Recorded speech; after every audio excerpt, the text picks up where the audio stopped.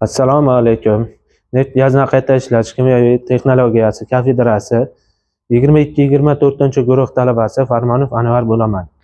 Bugun biz amin yordamida regeneratsiya gazini tozalash qurilmasi haqida gaplashib o'tamiz.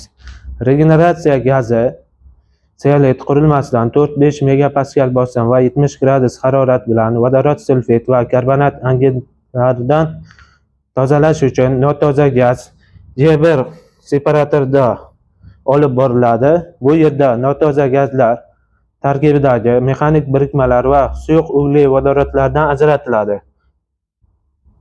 J1 qurilmasidan chiqayotgan nordon gazlar beton nasatkali kabi qurilmasida olib boriladi. Bu yerda ditanol amin eritmasi bilan uchrashadi. Bu yerda kabr qurilmasida vodorod sulfit va karbonat angidridlar bilan ditanol amin eritmasi absorpsiya jarayoni hosil bo'ladi.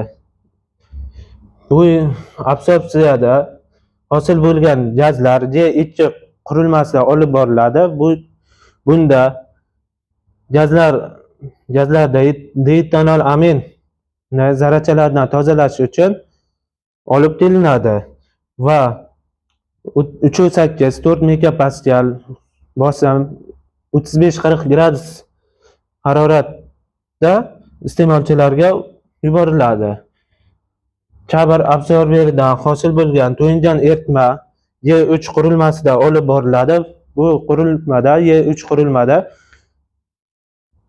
0.5 megapaskal bosimgacha pasaytiriladi va vodorod sulfit, karbonat angidrid, ekspanzer gazlari ajraladi. Ajralgan nordon gazlar past bosimli mash'alaga yuboriladi. Y3 dan chiqayotgan to'yingan eritma Y4 qurilmasida olib boriladi, ya'ni qadoqlashda. Bu yerda vodorod sulfit va karbonat angidridlar o'rta holatda kelgan bo'ladi. Y4 qurilmasidan T1-2 qurilmasida olib boriladi. To'yingan ditanol amin eritmasi 105 gradusgacha qizdiriladi. Qizdirilgandan so'ng Ch2 desorberga o'tkaziladi. O'tkazilgandan so'ng ditanol aminni qizdirish va to'yingan bug' berish uchun T2 qurilmasi orqali qizdirish beriladi. Ch2 tagidan chiqayotgan qorishma T1-2 qurilmasiga o'tkaziladi va bunda yana qizdiriladi.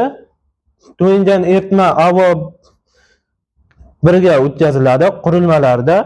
Bu qurilmalar esa Y5 qurilma eritma yig'uvchiga tushiriladi. Tushirilgan eritma nasoslar orqali ikki oqim bo'yicha ketadi. Bunisi X1 va X2. Bu ikki oqim bo'yicha X1 kabr qurilmaning 28-nasatkasida olib boriladi. X2 qurilmasida esa kabrning 20-nasatkasida olib boriladi. Shunday qilib eritma sikli tugaydi.